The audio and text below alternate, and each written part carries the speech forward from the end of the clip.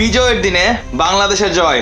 কিংস্টাউনে West ইন্ডিজের বিপক্ষে টি-20 শুরুটাই করলো বাংলাদেশ 7 রানের জয় দিয়ে। যে ওয়েস্ট ইন্ডিজের কাছে বাংলাদেশ ওয়ানডে সিরিজে 3টা ম্যাচে হারছে, সেই ওয়েস্ট ইন্ডিজকেই টি-20তে তাদের মাটিতেই হারের মুখ দেখালো বাংলাদেশ ক্রিকেট দল। যেখানে আমি আলাদা করে শেখ মেহেদীর কথা বলবো।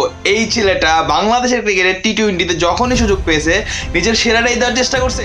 বাংলাদেশের ওই আজকের ম্যাচে একাই 4টা উইকেট নিছে। ওয়েস্ট ইন্ডিজের টপ অর্ডারের 4টা ব্যাটসম্যানকে একাই আউট করছে শেখ মেহেদী। এর আগে গ্লোবাল সুপার লিগে রংপুর রাইডার্স যে চ্যাম্পিয়ন হলো, সেখানেও শেখ মেহেদী বড় ভূমিকা রেখেছে। পুরো টুর্নামেন্টে 8টা উইকেট নিয়েছে একাই, যেখানে গুরুত্বপূর্ণ একটা ম্যাচে সে 3টা উইকেট নিয়ে কিন্তু ফাইনালে রংপুরকে উঠে দিয়েছিল। টি-20তে শেখ মেহেদীর বোলিং নিয়ে আলাদা করে কথা বলতেই হয়।